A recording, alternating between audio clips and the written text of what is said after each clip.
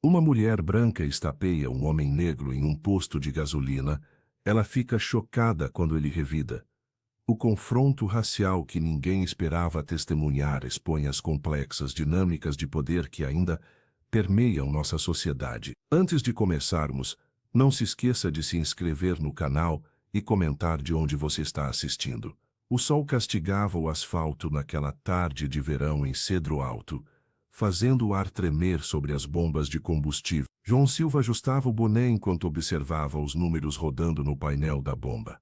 Como professor de história na escola local, aproveitava aquele momento de pausa antes de voltar para a pilha de provas que o aguardava em casa. O posto de gasolina do centro vivia seu ritmo habitual de fim de tarde. Motoristas impacientes buzinavam, atendentes corriam entre os veículos e o cheiro de café escapava da pequena loja de conveniência. Para os moradores daquele pacato distrito do interior paulista, era apenas mais um dia comum. Foi quando Ana Costa surgiu, caminhando com passos decididos entre as bombas. Seus olhos, vermelhos e inchados, fixaram-se em João com uma intensidade perturbadora. Antes que o professor pudesse entender o que acontecia, ela já estava diante dele.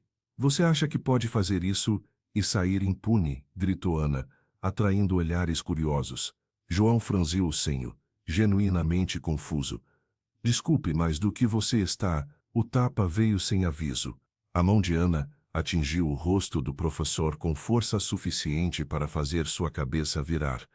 O estalo ecoou pelo posto, sobrepondo-se momentaneamente ao burburinho do local. Um silêncio constrangedor se instalou, como se alguém tivesse pausado o mundo. O tempo pareceu congelar. João sentiu primeiro o ardor na bochecha, depois uma onda de calor subindo pelo pescoço até as orelhas. Não era apenas dor física, era a humilhação pública, o ataque inesperado, a injustiça do momento. Ao redor, pessoas pararam o que faziam, algumas com celulares já apontados para a cena. Por um instante que pareceu eterno, o professor permaneceu imóvel, a mão suspensa a meio caminho do rosto. Sua mente tentava processar o que acabara de acontecer, buscando alguma explicação racional para aquele ataque. Não havia nenhuma. Então, num impulso que surpreendeu até a ele mesmo, João revidou. Seu tapa atingiu o rosto de Ana com precisão, não com ódio, mas com a mesma intensidade que recebera. Foi um gesto instintivo, uma resposta automática à agressão sofrida. Ana recuou 2 passos, boquiaberta. Seus olhos se arregalaram em choque genuíno, como se jamais tivesse considerado a possibilidade de uma reação.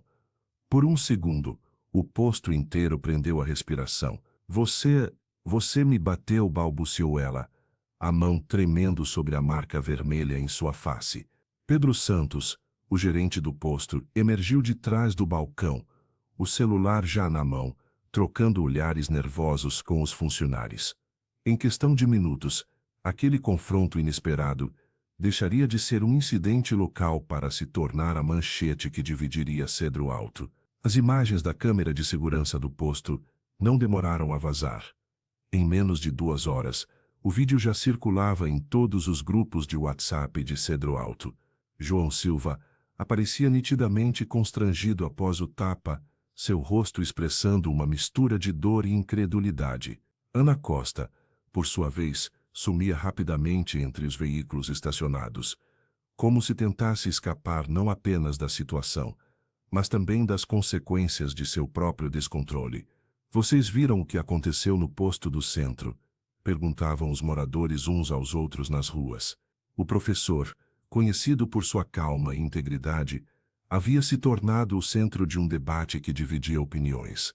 Alguns defendiam sua reação como legítima defesa, enquanto outros argumentavam que um homem jamais deveria revidar uma agressão vinda de uma mulher, independente das circunstâncias.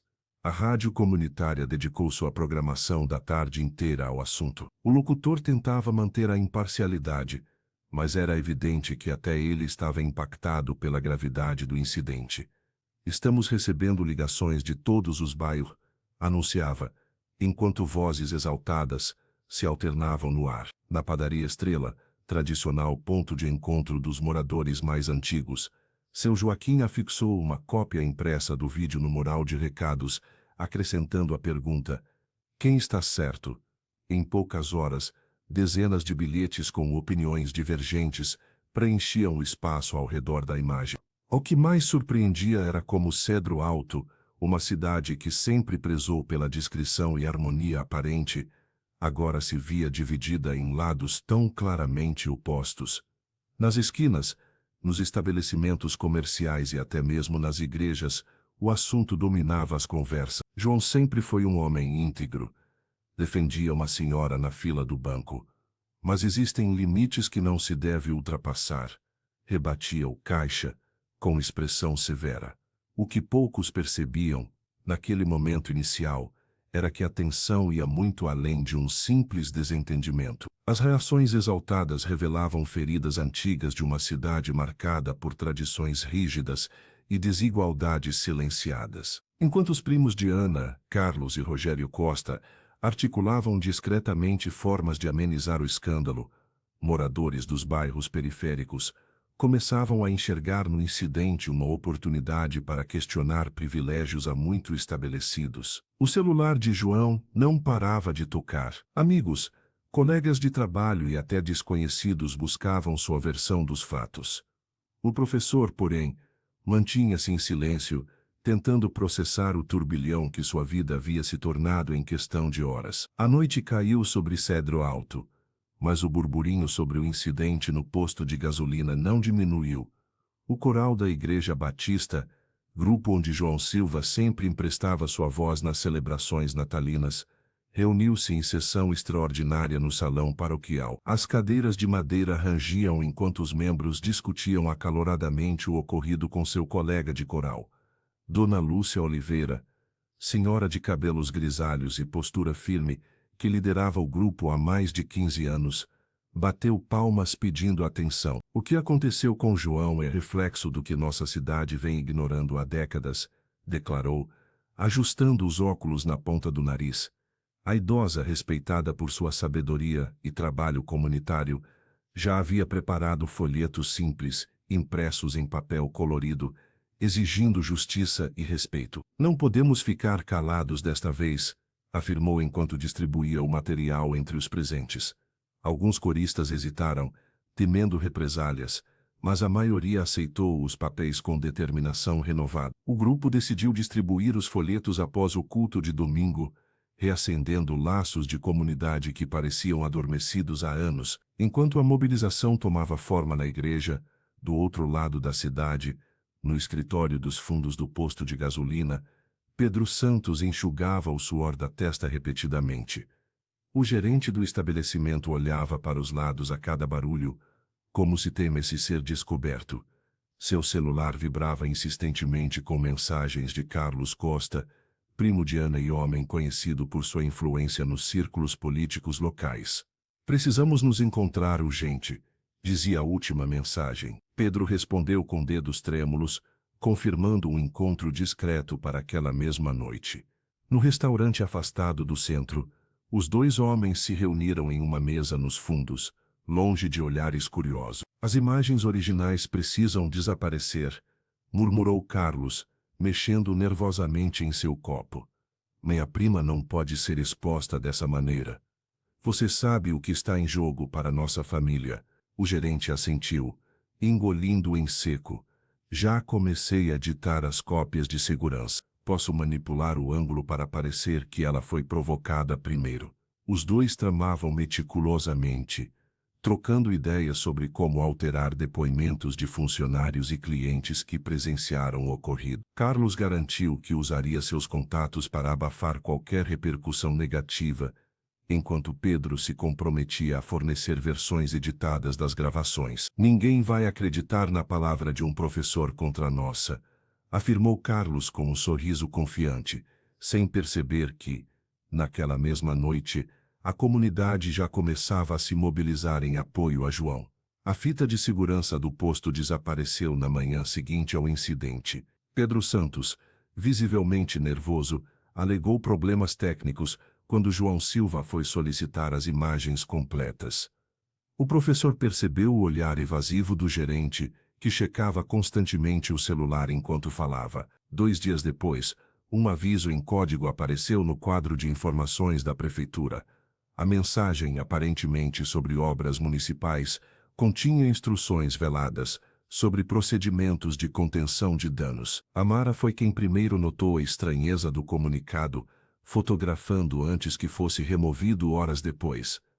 O áudio que vazou foi ainda mais revelador. Costa, em conversa com o prefeito, mencionava claramente a necessidade de limpar as evidências e controlar a narrativa sobre o caso do posto. A gravação chegou anonimamente ao celular de Paulo Oliveira, que hesitou entre cumprir seu dever ou ceder às pressões que já começavam a cercar sua carreira.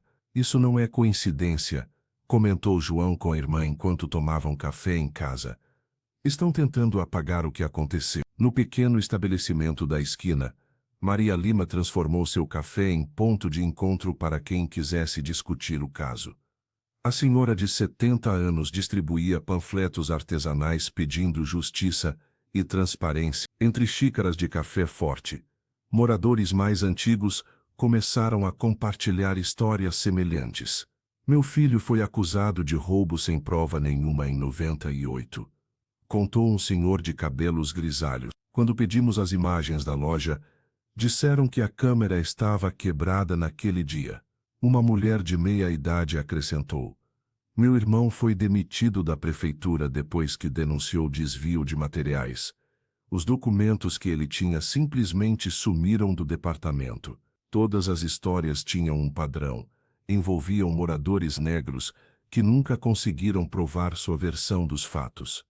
O passado de Cedro Alto, antes visto como pacato e tradicional, revelava-se repleto de injustiças sistematicamente acobertadas. Lara Santos, após ouvir vários desses relatos, decidiu documentá-los. A jovem começou a gravar depoimentos em seu smartphone, criando um arquivo que ninguém pudesse fazer desaparecer. Professor, disse ela a João durante uma visita, isso é muito maior que um tapa, é sobre como esta cidade funciona há décadas. Enquanto a comunidade despertava para essa realidade, Carlos Costa e Rogério reuniam-se a portas fechadas na prefeitura.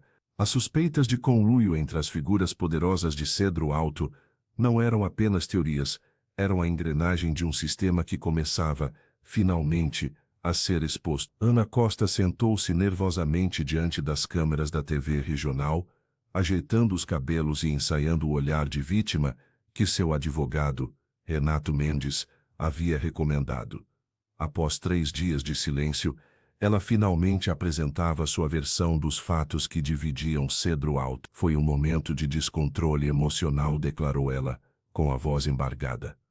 Sofro de ataques de pânico desde a adolescência, e naquele dia, ao ver João Silva, revivi um trauma antigo que me fez reagir instintivamente. A prima do prefeito descreveu um suposto episódio traumático de sua juventude, cuidadosamente construído para justificar sua agressão ao professor. O advogado da família Costa distribuiu laudos médicos datados de anos atrás, documentos que pareciam legitimar o histórico de instabilidade emocional de sua cliente. Os jornais regionais, tradicionalmente alinhados com as famílias influentes da cidade, dedicaram manchetes generosas à defesa de Ana, destacando sua condição fragilizada e o infeliz mal-entendido no posto de gasolina. A estratégia parecia acionar. Nas ruas de Cedro Alto, muitos já comentavam que o professor havia exagerado ao revidar. O Jornal do Interior publicou um editorial questionando se a reação de João não teria sido desproporcional diante de uma mulher em crise. Mas a narrativa cuidadosamente orquestrada começou a desmoronar quando Lara Santos, aluna dedicada de João, procurou a rádio comunitária com uma descoberta perturbadora. A jovem, conhecida por sua curiosidade metódica, havia percebido algo estranho enquanto ajudava na secretaria da escola como voluntária. Sumiu tudo, afirmou a estudante, mostrando capturas de tela do sistema escolar. Havia um registro de reclamações feitas pelo professor João contra intimidações que sofreu ano passado, mas os arquivos desapareceram do sistema na semana passada. Lara revelou que não era apenas na escola. Seu tio, funcionário da delegacia local, confirmara que boletins de ocorrência antigos envolvendo denúncias similares também haviam sido misteriosamente removidos do banco de dados. O depoimento da jovem caiu como uma bomba na pequena cidade.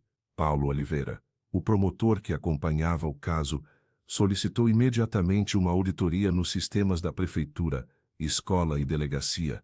Enquanto isso, nas redes sociais, moradores compartilhavam histórias semelhantes de documentos perdidos e queixas ignoradas ao longo dos anos. O caso, que começara com um tapa no posto de gasolina, agora revelava camadas mais profundas e sombrias. Nas palavras da dona do café da esquina, Maria Lima, que serviu chá para Lara após seu depoimento: "Cedro Alto tem segredos enterrados há gerações, minha filha, e parece que finalmente começaram a desenterrá-los." Lara Santos subiu os degraus do Fórum Municipal com uma pasta amarela debaixo do braço. A jovem estudante havia passado as últimas semanas vasculhando arquivos escolares e conversando com moradores mais antigos de Cedro Alto. O que descobriu era perturbador: um padrão sistemático de silenciamento que se repetia há décadas. "Não é coincidência", explicou Lara para um pequeno grupo reunido na Praça Central. "Encontrei pelo menos 7 casos de boletins de ocorrência que simplesmente desapareceram do sistema. Todos envolviam moradores negros que tentaram denunciar discriminação." A revelação de Lara causou um impacto imediato.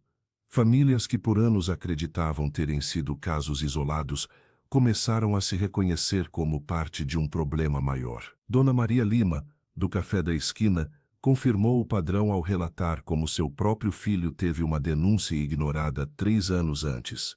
A comunidade agora enxergava com dolorosa clareza o véu de privilégios que protegia certas famílias tradicionais de Cedro Alto. Enquanto isso, no fórum, o promotor Paulo Oliveira enfrentava sua própria batalha interna.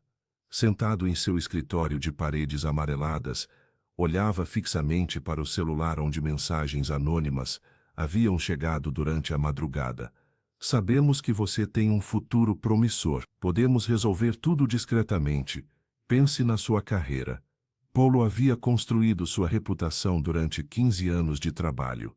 Filho de comerciantes simples, chegara ao cargo de promotor com muito esforço. Agora via-se diante de uma escolha que poderia comprometer tudo o que conquistou. "Não posso mais compactuar com isso", confessou Paulo a um jornalista do jornal local, mostrando as mensagens recebidas. Durante anos, processos envolvendo certas famílias simplesmente desapareciam ou eram arquivados, sem explicação convincente. A decisão do promotor de expor as ameaças dividiu opiniões. Alguns colegas do fórum se afastaram visivelmente, enquanto outros, em conversas privadas, admitiam ter passado por situações semelhantes. João Silva, ao saber da atitude de Paulo, enviou-lhe uma mensagem de apoio. O professor compreendia bem o preço de enfrentar o sistema. Em casa, mostrou à irmã Mara as notícias sobre o depoimento do promotor. "É só a ponta do iceberg", comentou a Mara, ajustando os óculos enquanto lia a reportagem. "Mas cada pessoa que decide falar a verdade abre caminho para outras." Na delegacia, documentos antigos começaram a ser revistos. Na prefeitura, funcionários trocavam olhares nervosos. O caso, que começara com um tapa no posto de gasolina, agora revelava as estruturas profundas de poder e privilégio que sustentavam a aparente tranquilidade de Cedro Alto. A investigação tomou um rumo inesperado quando o hidrômetro do posto foi encontrado completamente destruído na manhã seguinte à perícia oficial. O equipamento, que controlava também o sistema de backup das câmeras de segurança, havia sido claramente sabotado com um objeto pesado. Pedro Santos, o gerente, alegou desconhecer qualquer anormalidade, mas seu olhar inquieto traía sua versão. 3 dias depois, um laudo técnico assinado por um especialista contratado pela prefeitura circulava entre as autoridades. O documento, redigido com termos técnicos rebuscados e assinado às pressas, concluía que os arquivos de vídeo estão irremediavelmente corrompidos e irrecuperáveis. O delegado local aceitou o parecer sem questionar, arquivando o caso por falta de evidências conclusivas. João Silva recebeu a notícia em sua sala de aula vazia. O professor permaneceu imóvel por alguns minutos, observando pela janela as árvores do pátio da escola. Apesar da clara manobra para encobrir a verdade, ele manteve a compostura que sempre o caracterizou. Sua dignidade, mais do que qualquer reação explosiva, incomodava os poderosos de cedro alto. Em casa, sentado na pequena varanda dos fundos, João abriu uma carta de seu irmão mais velho que vivia em Salvador. As palavras de apoio traziam conforto, mas também aumentavam seu dilema interno. Enquanto segurava o papel já úmido de lágrimas contidas, pensava no alto preço de seguir em frente com aquela batalha. Você sempre foi o mais sensato de nós, dizia a carta. Mas agora não é hora de sensatez, é hora de coragem. Amar apareceu sem avisar naquela noite. A irmã trazia comida e notícias do movimento que crescia nas redes sociais. Enquanto servia o jantar, contou sobre os comentários de apoio vindos até de outras cidades. João ouvia em silêncio, dividido entre o desejo de justiça e o medo das consequências. Não quero ser um símbolo, Amara, confessou finalmente. Só queria minha vida de volta. Sua vida nunca mais será a mesma, respondeu ela, segurando sua mão. Mas podemos fazer com que valha a pena. Naquela noite, depois que a irmã partiu, João permaneceu acordado. O celular vibrava com mensagens de apoio e também com algumas ameaças veladas. Ele sabia que Carlos Costa e seus aliados fariam de tudo para proteger Ana e o sistema que sustentava o poder da família há gerações. O professor chorou baixinho, não de medo, mas pelo peso da escolha que tinha pela frente, recuar para proteger sua privacidade ou avançar contra um sistema corrupto que sempre silenciou pessoas como ele. Enquanto as horas passavam, João percebeu que já não havia caminho de volta. As folhas amareladas das árvores cobriam as calçadas de cedro alto, enquanto o outono avançava, trazendo não apenas ventos mais frios, mas também novos desafios para João Silva. O professor ainda lidava com olhares atravessados no mercado e conversas que cessavam quando entrava em estabelecimentos. No entanto, em meio às adversidades, surgiram aliados de lugares inesperados. O pastor Antônio Ferreira, figura respeitada na comunidade religiosa local, convocou João para uma conversa reservada após o ensaio do coral. Com mãos trêmulas, o líder religioso mostrou 3 bilhetes anônimos que havia recebido na semana anterior. As mensagens, escritas em papel comum, sugeriam que a igreja deveria manter-se neutra em assuntos mundanos e encerrar qualquer apoio ao professor problemático. Nunca pensei que usariam a fé para silenciar a justiça, confessou Antônio, guardando os papéis no bolso da camisa. João apenas assentiu, já acostumado com as tentativas de intimidação que se espalhavam pela cidade. No domingo seguinte, o templo estava lotado. Dona Lúcia Oliveira ocupava o primeiro banco, ladeada por membros fiéis do coral. O pastor, contrariando sua habitual discrição, subiu ao púlpito com determinação visível em cada gesto.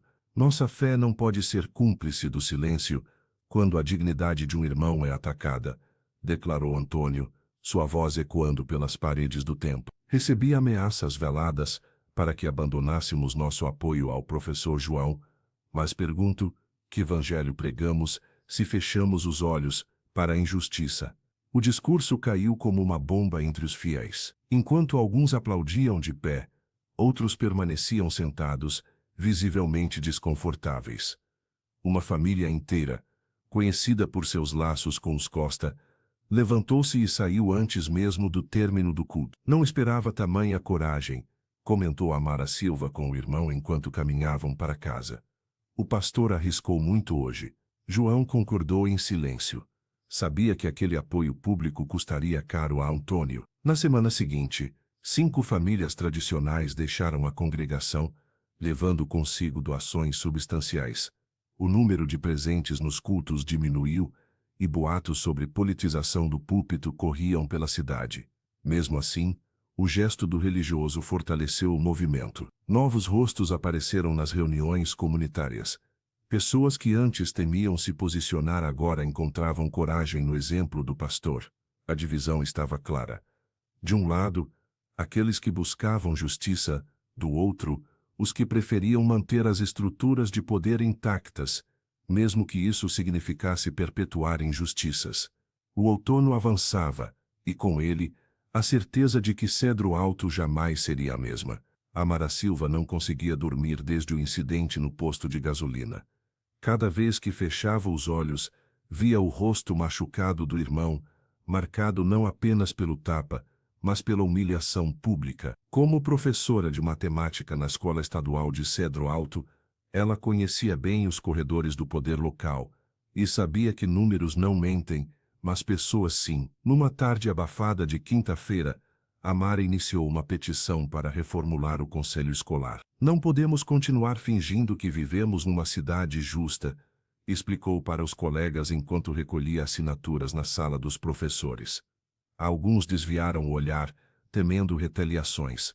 Outros, inspirados pela coragem da mulher, assinaram imediatamente. A irmã de João não agia apenas por raiva, embora esta fosse palpável em seus gestos firmes e voz determinada. Havia também um instinto de proteção que a movia desde a infância, quando defendia o irmão mais novo das provocações no pátio da escola, a mesma escola onde agora lecionava. Você está cutucando uma colmeia com vara curta, advertiu Maria Lima, enquanto servia café em sua lanchonete. A dona do estabelecimento apoiava a causa, mas temia pelas consequências. Já estamos sendo picados há gerações, respondeu Amara, guardando mais uma folha preenchida, com assinaturas em sua pasta. A petição rapidamente ultrapassou o ambiente escolar. Moradores de bairros periféricos, ex-alunos e até mesmo alguns comerciantes locais aderiram ao movimento. O documento exigia transparência nas decisões educacionais e a revisão de casos arquivados de discriminação dentro do sistema escolar. Foi durante uma reunião extraordinária, convocada para discutir a petição, que o superintendente distrital, pressionado e visivelmente desconfortável, admitiu o impensável. Houve sim situações em que denúncias de preconceito contra estudantes negros, minimizadas para evitar conflitos maiores. O silêncio que seguiu aquela confissão foi ensurdecedor. Amara, de pé ao fundo da sala, sentiu lágrimas quentes escorrerem pelo rosto. Não eram lágrimas de tristeza, mas de uma vitória amarga. A confirmação de algo que todos já sabiam, mas ninguém ousava dizer em voz alta. Documentos foram desengavetados. Depoimentos antigos ressurgiram. Famílias inteiras reconheceram padrões de tratamento desigual que atravessavam décadas.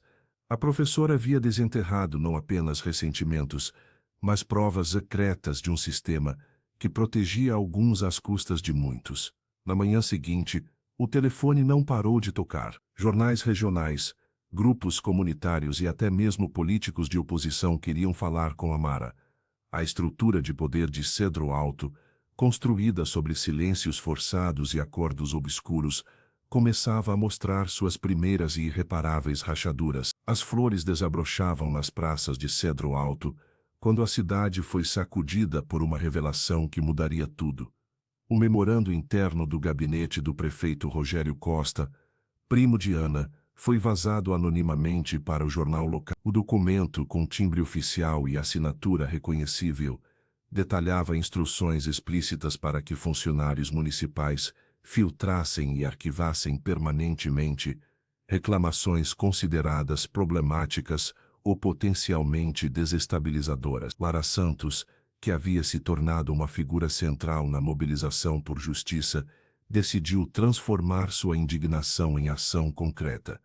A jovem estudante iniciou um projeto documental, entrevistando moradores idosos sobre a história não contada de Cedro Alto. Com um celular emprestado e muita determinação, ela visitou asilos e residências, coletando relatos que jamais haviam sido registrados oficialmente. Em 82, meu marido foi acusado de roubo sem prova nenhuma. Quando fomos reclamar, os papéis sumiram, contou Dona Gertrudes, de 83 anos, com lágrimas nos olhos cansados. Ninguém quis saber da nossa versão. As histórias se repetiam com padrões assustadores. O projeto de Lara revelou dezenas de casos de moradores negros que tiveram denúncias ignoradas, boletins de ocorrência extraviados e reclamações formais que simplesmente desapareceram dos registros municipais. Muitos relataram como famílias influentes, incluindo os Costa, sempre conseguiam resolver situações comprometedoras com facilidade suspeita. João Silva acompanhava o desenvolvimento do trabalho de sua aluna, com um misto de orgulho e tristeza. O professor percebia que seu caso não era um incidente isolado, mas apenas a ponta visível de um sistema profundamente enraizado que privilegiava alguns e silenciava outros. Esses documentos e depoimentos mostram que existe um padrão histórico de silenciamento, explicou Paulo Oliveira durante uma coletiva de imprensa improvisada nos degraus do fórum. O promotor, visivelmente cansado mas determinado, acrescentou: não estamos falando de coincidências, mas de um sistema deliberadamente criado para proteger certas famílias. No café da esquina, Maria Lima reservou um espaço para exibir trechos do documentário ainda em produção. A cada novo depoimento projetado na parede descascada, o público crescia. Pessoas de diferentes bairros, idades e backgrounds sociais se reuniam para testemunhar como o passado e o presente se conectavam através de uma estrutura invisível de privilégios e opressão. O tapa que recebi doeu, confidenciou João à sua irmã Amara numa tarde quieta. Mas descobrir que gerações inteiras sofreram em silêncio dói muito mais. O Fórum Municipal de Cedro Alto nunca havia testemunhado tamanha tensão. Marcelo Gomes, recém-empossado como juiz da comarca, surpreendeu a todos ao convocar um grupo de testemunhas que normalmente seria ignorado em casos envolvendo famílias influentes. Com uma postura firme que destoava da complacência habitual do judiciário local, o magistrado ordenou que os depoimentos fossem registrados sem interrupções. 2 ex-funcionários do posto, Rodrigo Mendes e Felipe Almeida, entraram na sala de audiências visivelmente nervosos. Ambos evitavam olhar diretamente para o lado onde Carlos Costa estava sentado, com seu terno impecável e expressão intimidadora. O primeiro a falar, Rodrigo engoliu seco antes de revelar: recebemos ordens expressas do gerente Pedro Santos para desligar as câmeras do setor 3 naquele dia. Quando questionei o motivo, ele disse apenas que era um favor para pessoas importantes e que eu deveria não ver nada se algo acontecesse. Felipe confirmou a versão, acrescentando que havia sido orientado a modificar o relatório de ocorrências daquele turno. Enquanto falava, o rapaz tremia levemente, consciente dos olhares ameaçadores que recebia dos advogados da família Costa. João Silva observava tudo com uma mistura de alívio e apreensão. Finalmente a verdade vinha à tona, mas o professor sabia que aquele momento de justiça teria seu preço. Ao seu lado, Paulo Oliveira, o promotor que finalmente decidira agir com integridade, tomava notas meticulosamente. Havia um esquema para proteger certas pessoas, continuou Felipe ganhando coragem. Não foi a primeira vez que recebemos esse tipo de instrução quando alguém da família Costa estava envolvido. A revelação causou burburinho na sala. O juiz Gomes bateu o martelo, exigindo silêncio. O depoimento prosseguiu por mais 1 hora, expondo um padrão sistemático de manipulação de provas e testemunhos. Na semana seguinte, João sentiu o primeiro impacto concreto de sua resistência. O convite para palestrar no Simpósio Estadual de Educação foi revogado sem explicações. No corredor da escola, colegas que antes o cumprimentavam efusivamente agora desviavam o olhar ou inventavam desculpas para evitar conversas prolongadas. É o preço da verdade, comentou Amara ao ver o irmão chegar cabisbaixo em casa. A professora de matemática servia um café forte, enquanto João folheava mensagens no celular. Mais 3 amigos haviam cancelado o encontro de sábado. Não me arrependo, respondeu ele, observando pela janela as magnólias que começavam a desabrochar no quintal. Mas confesso que não imaginei que a solidão fosse tão pesada. O telefone tocou. Era Lara Santos, sua aluna, perguntando se o professor continuaria com o grupo de estudos, apesar das pressões. João sorriu pela primeira vez naquele dia. Algumas batalhas valiam a pena, mesmo que o caminho fosse doloroso. A polarização em Cedro Alto crescia a cada dia. João Silva já não conseguia caminhar pelo centro, sem sentir olhares divididos entre admiração e hostilidade. No mercado municipal, onde costumava comprar frutas aos sábados, metade dos comerciantes o cumprimentava com sorrisos largos e palavras de encorajamento, enquanto outros baixavam a cabeça fingindo não vê-lo. Continue firme, professor, estamos com você. Disse o senhor Joaquim, vendedor de hortaliças, que sempre guardava as melhores berinjelas para João, mas logo ao lado, a família Mendes, que há gerações vendia queijos na barraca vizinha, virou as costas quando ele se aproximou. A cidade que antes parecia uma comunidade coesa agora estava rachada ao meio. Nas reuniões da Associação de Moradores, o nome de João provocava debates acalorados. Alguns o consideravam um herói por desafiar o sistema de privilégios que favorecia famílias como os Costa. Outros o acusavam de manchar a reputação pacífica que Cedro Alto cultivava há décadas. Ele está destruindo nossa imagem. Quem vai querer investir numa cidade conhecida por violência? Argumentou um comerciante durante a assembleia na prefeitura. O que mais doía, porém, não eram os ataques diretos, mas o afastamento silencioso de pessoas que João considerava amigas. Roberto, com quem jogava dominó às quintas-feiras há mais de 5 anos, parou de aparecer sem explicações. 3 colegas da escola cancelaram o tradicional almoço mensal alegando compromissos inadiáveis. O professor percebia que muitos temiam represálias por associação. Em casa, folheando trabalhos de alunos, João confessou à irmã: "Sabe, Amara, às vezes me pergunto se valeu a pena. O tapa da Ana doeu menos que esse abandono." A professora de matemática segurou a mão do irmão com firmeza. "Não é sobre você, João. É sobre um sistema que está sendo exposto. As pessoas têm medo de mudanças." Durante as aulas, o educador mantinha o profissionalismo de sempre, mas notava como alguns pais pediam transferência de seus filhos para outras turmas. A diretora, constrangida, tentava mediar a situação sem tomar partido abertamente. À noite, contemplando as magnólias do quintal, João lutava contra a amargura que ameaçava consumi-lo. Sabia que sua antiga vida, marcada por caminhadas tranquilas, conversas despretensiosas no café da esquina e o anonimato confortável, havia se perdido para sempre. Agora carregava o peso de ser símbolo de uma causa maior que sua própria existência. "A verdade tem seu preço", murmurou para si mesmo, enquanto regava as plantas com a mesma paciência que tentava cultivar para enfrentar os dias seguintes. O Fórum Municipal estava lotado naquela manhã de quinta-feira.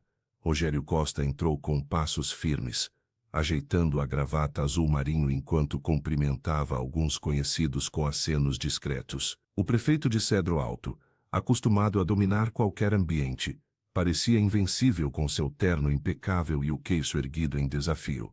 Quando o juiz Marcelo Gomes pediu que se sentasse para depor, Rogério ainda mantinha aquele sorriso confiante que caracterizava toda a família Costa. Mas à medida que as perguntas avançavam, algo mudou.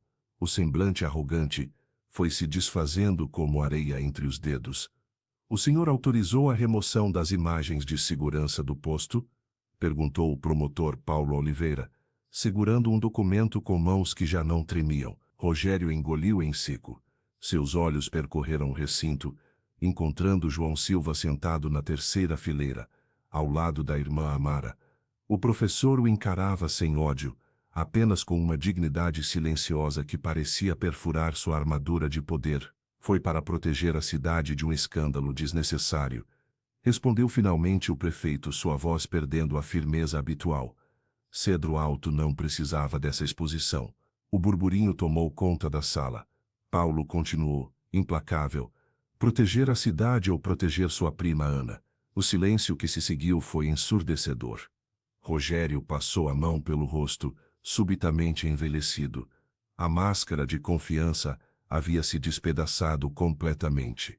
"Minha família construiu esta cidade", murmurou ele, olhando para as próprias mãos. "Minha mãe dedicou 50 anos aos projetos sociais daqui.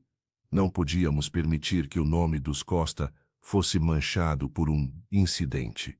A confissão veio aos poucos, como água escapando de uma represa rachada. O prefeito admitiu ter ordenado a manipulação de evidências, a pressão sobre testemunhas, o desvio de investigações. Falou sobre reuniões secretas com Carlos e Pedro, sobre como usaram a influência política para silenciar qualquer um que ameaçasse expor a verdade. Foi tudo para proteger o legado da minha família, justificou, a voz embargada, para que os projetos da minha mãe não fossem prejudicados. Amara Silva balançou a cabeça em descrença. Ao seu lado, João permanecia imóvel observando como o poder, quando exposto à luz, perdia seu brilho intimidador. Enquanto Rogério continuava seu depoimento, uma verdade cristalina pairava sobre todos os presentes. O sistema que governava Cedro Alto há gerações não se sustentava por competência ou bondade, mas pelo medo. Um medo cultivado cuidadosamente, alimentado pelo silêncio forçado dos que não tinham voz nem vez. E agora, finalmente, esse silêncio estava sendo quebrado. As palavras do prefeito Rogério Costa ecoaram por Cedro Alto como um trovão em dia claro. Documentos que jamais deveriam vir a público começaram a circular. Atas de reuniões secretas na prefeitura, registros de decisões tomadas em jantares privados e até mesmo um caderno de anotações, onde Carlos Costa detalhava quais reclamações deveriam desaparecer do sistema municipal. João Silva observava tudo com um misto de alívio e exaustão. Sentado em sua sala de estar modesta, ele folheava recortes de jornal, enquanto ouvia no rádio as repercussões do caso. A verdade vinha à tona, como água represada, violenta e inevitável. Mensagens de texto chegavam a cada minuto em seu celular, ora de apoio, ora de pessoas se afastando. Nunca imaginei que chegaria a esse ponto, confessou a irmã Amara, que preparava um chá na cozinha. A professora de matemática colocou a xícara na mesa com firmeza. Era questão de tempo. Essa cidade sempre soube esconder bem seus segredos. O escândalo revelava um sistema meticulosamente construído através de gerações. A família Costa, junto com outras 2 ou 3 famílias tradicionais, havia criado um mecanismo perfeito para perpetuar privilégios. Desde a distribuição de bolsas escolares até a contratação de funcionários municipais, tudo passava pelo crivo invisível daqueles que detinham o poder. Paulo Oliveira, o promotor que finalmente decidira agir com integridade, entregou à imprensa documentos que comprovavam como denúncias contra pessoas influentes eram sistematicamente arquivadas. Em um deles, o caso de um jovem negro injustamente acusado de furto havia sido encerrado com uma simples anotação: interesse da família Costa não prosseguir. À noite, sozinho em seu quarto, João contemplava as magnólias que balançavam suavemente no quintal. Aquelas árvores, plantadas por seu avô, haviam testemunhado décadas de silêncio. O professor sentia o peso de carregar nas costas uma luta que nunca quis iniciar. Um simples gesto de defesa havia se transformado em símbolo de resistência contra décadas de opressão. Seu telefone tocou. Era Lara Santos, sua ex-aluna. Professor, o senhor viu? Estão organizando uma audiência pública para discutir todos os casos abafados nos últimos 20 anos. João suspirou profundamente.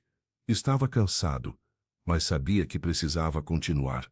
As magnólias lá fora, resistentes como sempre, pareciam lhe dar forças. A batalha estava longe do fim, e ele já não podia recuar. Cedro Alto jamais seria a mesma, e talvez isso fosse exatamente o que a cidade precisava. O Comitê Cedro Alto pela Dignidade nasceu numa tarde chuvosa, quando Amara Silva reuniu 17 pessoas no salão paroquial. A professora de matemática, com sua voz firme e olhos determinados, explicou que não se tratava apenas de defender seu irmão, mas de confrontar décadas de silenciamento. Ao seu lado, Lara Santos distribuía folhetos coloridos com frases de impacto sobre justiça e igualdade. Não podemos mais fingir que vivemos numa cidade onde todos têm os mesmos direitos, declarou Amara. Enquanto os presentes assentiam, alguns com lágrimas nos olhos. A jovem estudante complementava com dados que havia coletado sobre casos semelhantes, ocorridos nos últimos 20 anos em Cedro Alto. As reuniões se multiplicaram rapidamente. Nas praças, entre magnólias e bancos de madeira desgastada, idosos compartilhavam histórias nunca antes contadas publicamente. Na feira de domingo, entre barracas de frutas e verduras, Dona Lúcia Oliveira organizava rodas de conversa que atraíam curiosos e simpatizantes. O movimento ganhava corpo, alimentado pela indignação coletiva e pelo desejo de transformação. João observava tudo com um misto de esperança e apreensão. Sua rotina, antes previsível e tranquila, agora era marcada por olhares hostis de antigos conhecidos e mensagens de apoio de estranhos. O professor caminhava pelos corredores da escola, sentindo o peso de carregar uma bandeira que nunca pediu para erguer. A resistência dos poderosos não tardou a se manifestar. Bilhetes anônimos começaram a aparecer na caixa de correio da família Silva. "Cuide da sua vida enquanto ainda tem uma", dizia um deles, com letras recortadas de revistas. O irmão de Amara guardava cada ameaça em uma pasta azul, documentando meticulosamente a escalada de intimidação. Mais alarmante foram os encontros noturnos de motociclistas em frente à sua residência. Grupos de 3 ou 4 homens estacionavam seus veículos, permaneciam por alguns minutos observando a casa e partiam sem dizer palavra. Paulo Oliveira, o promotor, recomendou cautela e sugeriu instalar câmeras de segurança. "Eles querem que você desista por medo", explicou o pastor Antônio durante um encontro do comitê. "É assim que sempre funcionou nesta cidade." O medo, de fato, transformava cada caminhada de João até a escola em um ato de coragem. Cada esquina dobrada, cada cumprimento trocado com vizinhos, cada aula ministrada tornava-se uma pequena vitória contra a intimidação. Ele seguia em frente, não apenas por si, mas por todos aqueles que o comitê agora representava. À noite, quando as luzes de Cedro Alto diminuíam, João sentava-se na varanda e observava as estrelas, encontrando na imensidão do céu a força para enfrentar mais um dia de luta. Mesmo com as ameaças rondando sua casa, João Silva manteve-se firme em sua decisão de não se calar. As reuniões do Comitê Cedro Alto pela Dignidade ganhavam força a cada semana, transformando-se em verdadeiro símbolo de resistência. O professor organizava os encontros com cuidado meticuloso, garantindo que todas as vozes pudessem ser ouvidas. A sala do café da esquina, cedida por Maria Lima, tornou-se pequena para acomodar tantos interessados. Moradores dos bairros mais afastados, que nunca haviam participado de mobilizações sociais, chegavam tímidos, mas saíam com olhares renovados. Famílias antes apáticas diante das injustiças agora compareciam em peso, trazendo crianças e idosos. "Meu avô tentou denunciar um caso parecido em 78, compartilhou uma senhora do bairro Magnólia, mas o boletim sumiu da delegacia no dia seguinte." Histórias como essa se multiplicavam a cada encontro, revelando um padrão assustador de silenciamento que atravessava gerações. Amara coordenava um mural, onde cada participante podia registrar sua experiência. A professora de matemática transformava números em evidências, mostrando estatisticamente como as famílias negras eram sistematicamente ignoradas nas denúncias. "Não é coincidência", explicava ela, apontando para os gráficos coloridos, "é projeto." Lara, agora mais confiante em sua voz, documentava tudo em vídeo.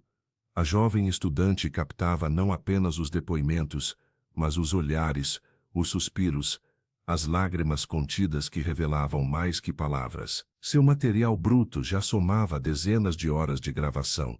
O pastor Antônio comparecia regularmente, trazendo membros da congregação que antes hesitavam em se posicionar. "A fé sem ação é morta", repetia ele, citando as escrituras para fundamentar o engajamento social. Uma teia invisível de solidariedade se formava, conectando pessoas que antes mal se cumprimentavam nas ruas de Cedro Alto. O poder dos tostas, antes incontestável, começava a encontrar resistência em lugares inesperados. O verão chegou com força total, trazendo calor sufocante às tardes de reunião. Mesmo assim, a participação só aumentava. João observava tudo com um misto de esperança e apreensão. em uma das noites mais quentes. Após todos partirem, confessou a irmã. Nunca quis ser símbolo de nada, Amara. Só queria minha dignidade de volta. Ela apertou sua mão com força. Às vezes a dignidade de um é a porta para a dignidade de muitos. O calor daquele verão parecia prenunciar mudanças. Nas praças, nas igrejas, nos estabelecimentos comerciais. As conversas já não eram sussurradas. A cidade respirava, ainda que ofegante, os primeiros ares de renovação. Quando a situação parecia insustentável, Marcos Souza, jornalista do pequeno jornal local, surgiu como uma figura improvável de mudança. Após semanas investigando em silêncio, ele publicou uma reportagem explosiva que abalou as estruturas de Cedro Alto. O material trazia documentos, extratos bancários e gravações que comprovavam um esquema de corrupção em licitações municipais. As provas mostravam que o conflito entre João Silva e Ana Costa era apenas a ponta de um iceberg muito maior. O prefeito Rogério não apenas tentara proteger a prima, mas escondia um sistema de favorecimento que beneficiava toda a família Costa há gerações, contratos superfaturados para obras públicas, doações de campanha não declaradas e desvio de verbas da educação formavam um mosaico de corrupção que explicava o desespero em silenciar o professor. Eles não temiam apenas o tapa, mas o que viria depois, explicou Marcos durante entrevista à rádio comunitária. João representava uma ameaça porque seu caso poderia abrir as comportas de um sistema inteiro de privilégio.